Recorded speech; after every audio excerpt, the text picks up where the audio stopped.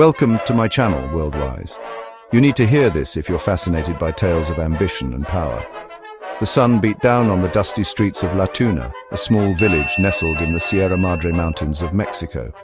This remote and rugged terrain, with its breathtaking yet harsh beauty, was both a cradle and a crucible for its inhabitants. This unforgiving landscape was where Joaquín Guzmán Loera, or El Chapo as he would come to be known, was born in 1957.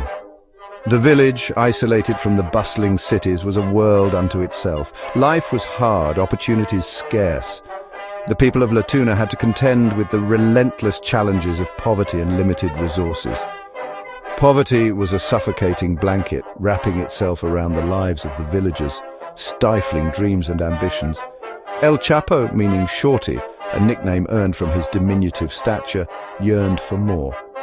Even as a child, he was determined to break free from the constraints of his environment. He found his escape in the drug trade. The fertile lands of the Sierra Madre, though harsh, were ideal for cultivating marijuana. At 15, El Chapo began cultivating marijuana. This was his first step into a world that promised wealth and power far beyond the confines of La Tuna. The allure of easy money and power was intoxicating. For a young boy from a poor village, the drug trade was a tantalizing escape from a life of hardship. He was a natural, quickly rising through the ranks. His keen mind and ruthless determination set him apart from his peers. His ambition burned bright, fueled by a ruthless pragmatism. El Chapo was not just a participant in the drug trade, he was a force to be reckoned with. He joined the Guadalajara Cartel in the 1970s. This was a pivotal moment in his life, marking his entry into the big leagues of the drug world. This was no small-time operation. The Guadalajara Cartel was a powerful and influential organization, controlling vast swathes of the drug trade. The cartel controlled vast swathes of the drug trade. They were the gatekeepers of a lucrative and dangerous world. El Chapo, a quick study, learned the intricate dance of supply and demand. He mastered the logistics, ensuring that the flow of narcotics was uninterrupted. He oversaw logistics, ensuring the smooth flow of narcotics north across the border and into the hungry veins of America. His efficiency and effectiveness did not go unnoticed. When the leader of the Guadalajara cartel was arrested in 1989, a power vacuum emerged. The once stable hierarchy was thrown into chaos. El Chapo, ever the opportunist, seized his chance. He saw the chaos as an opportunity to rise to power. He formed the Sinaloa cartel, destined to become a byword for organized crime, feared and respected in equal measure. This new cartel would soon dominate the drug trade. The legend of El Chapo, the kingpin, was born. His name would become synonymous with the ruthless and powerful world of drug trafficking.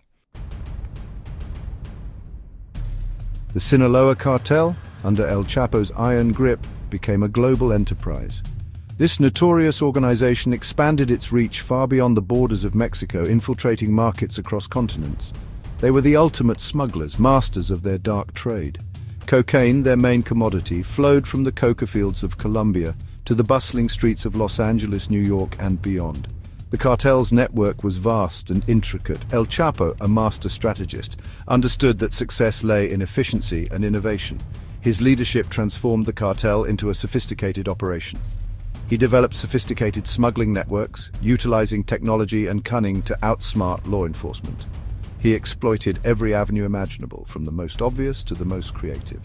Drugs were hidden in seemingly innocuous cargo, cans of chili peppers, fire extinguishers. Everyday items became tools of the trade. Even the hollowed-out chassis of cars were used to conceal their illicit goods. The cartel's ingenuity knew no bounds. They constantly devised new methods to evade detection. One of their most audacious methods involved building tunnels. These underground passages were a testament to their resourcefulness. These weren't crude holes in the ground. They were meticulously constructed. They were feats of engineering, complete with lighting, ventilation systems, and even rails for moving earth. These tunnels were a marvel of criminal ingenuity. The US-Mexico border, once a formidable barrier, was now porous under El Chapo's watch. His operations turned it into a gateway for their illicit trade. El Chapo's reign at the top of the drug trade was not unchallenged. His empire was built on a foundation of violence and fear, and he ruled with an iron fist. His ruthlessness earned him enemies, both within and outside his organization. Rival cartels fought for control of lucrative smuggling routes, leading to bloody confrontations and a constant state of warfare. The Mexican and US authorities, under increasing pressure to stem the flow of drugs, were always on his trail. They coordinated numerous operations determined to bring him to justice.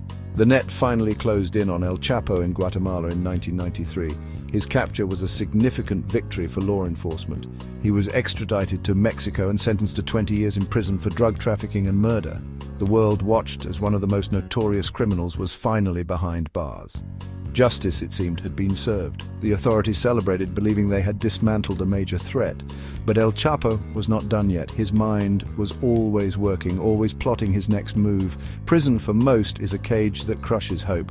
It is a place where dreams die and despair takes over. For El Chapo, it was simply another obstacle to overcome.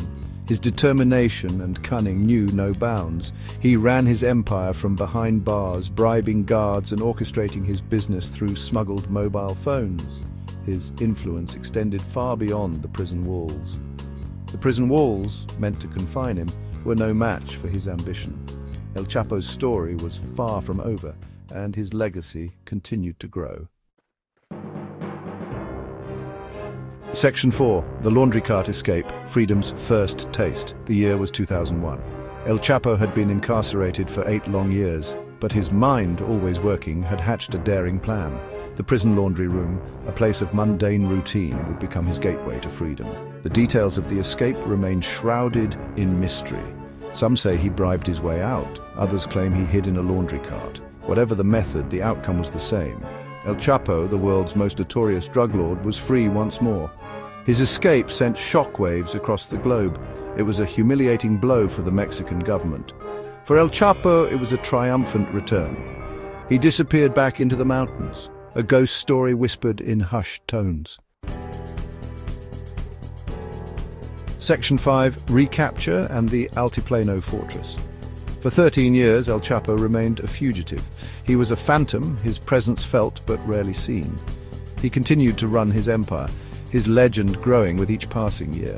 But the authorities never gave up their pursuit. In 2014, their persistence paid off. El Chapo was captured in Mazatlan, Mexico. This time, the authorities were taking no chances. He was incarcerated in Altiplano, Mexico's most secure prison. The prison, a concrete monolith, was designed to be inescapable. El Chapo, however, was a master of exploiting weaknesses. He had escaped once before. He was determined to do it again. Section 6. The Mile-Long Gamble. Engineering a daring escape. Altiplano, with its layers of security, seemed impenetrable. But El Chapo, ever resourceful, had a plan. His escape this time would be audacious. It would be a testament to his ingenuity and his vast network of loyal followers. He had his men purchase land near the prison. Their goal? To dig. They weren't digging just any tunnel. This would be a mile-long engineering marvel, complete with lighting, ventilation, and even a motorcycle on rails. The entrance to this subterranean escape route was in El Chapo's shower stall, hidden beneath a specially modified shower plate. For months, the digging continued, the noise of their labor masked by the prison's daily rhythms. Section 7. Checkmate, the final act. On July 11, 2015, El Chapo made his move. He slipped into the shower stall and vanished. The guards, alerted to his absence, discovered the tunnel. The audacity of the escape stunned the world. El Chapo was once again a free man. His freedom, however, was short-lived. 6 months later, he was recaptured in Los Mochis, Mexico. This time, there would be no escape. He was extradited to the United States, where he was sentenced to life in prison in 2019. El Chapo, the man who had cheated death and defied authorities, was finally brought to justice. His story, a tale of ambition, ruthlessness and daring, continues to fascinate and horrify. El Chapo's reign may be over, but his legend lives on. Watch my next video now.